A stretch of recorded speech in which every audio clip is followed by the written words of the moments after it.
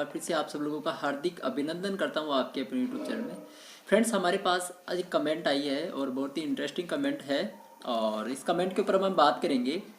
मांगी राम जी इन्होंने कमेंट करी है और इन्होंने पूछा है कि ये जो आपका जो एमवे का एप्सा 80 है, ये जैविक तत्वों से है या रासायनिक तत्वों से बना है, किस तत्वों से बना है ये। तो मैं उनको बताना चाहूँगा कि देखो मांगीराम जी, ना तो ये बना है रासायनिक तत्वों से, ना ही ये जैविक तत्वों से बना है। और ये जो हमारा एमवे का जो एप्सा 80 है, ये बायोडिग्रेडेबल है और ये है हमारा गुणवर्धक। इसका नाम ही ऑल पर्पज स्प्रे एब्जॉर्बेंट 80, एप्सा 80 नाम इसलिए रखा गया है ऑल पर्पज स्प्रे एब्जॉर्बेंट 80।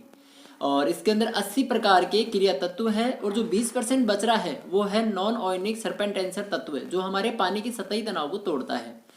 और रही बात जो गुणवर्धक, ये एब्जॉर्बेंट का मतलब होता है गुणवर्धक। ये हमारा गुणवर्धक है, खेती के अंदर ये एक्टिवेटर की तरह काम करता है और स्प्रेंडर के रूप में इसको काम में लिया जाता है। जहाँ कहीं भी खेती के अंदर स्प्रे का काम होता है और उस स्प्रे के अंदर अगर हमारे एप्सा 80 को उसके अंदर मिला देते हैं तो उसकी कार्यशीलता को कई गुना बढ़ा देता है।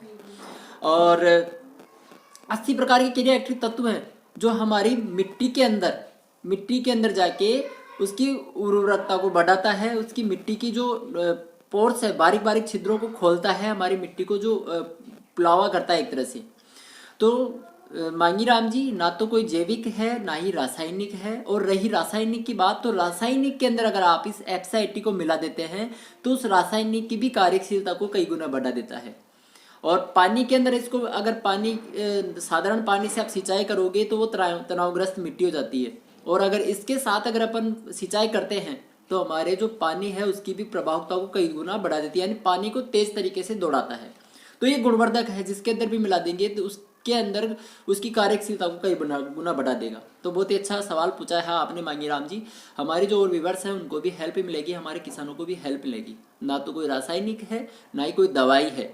हमारे बहुत सारे किसान इसको दवाई के नाम से जानते हैं, लेकिन ये कोई दवाई नहीं है।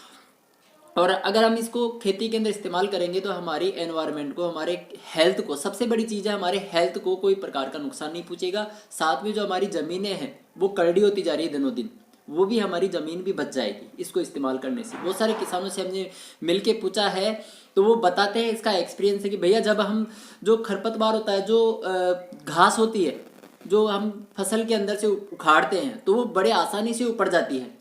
और अगर नॉर्मल खेती जो करते हैं उनकी खींचने से भी नहीं उपड़ती, उनको तो काटना पड़ता है। और इसकी जो जिसके अंदर एप्सा 80 जिस खेत में देते हैं उसकी घास उखड़ जाती है ऐसे ही उपाड़ने से।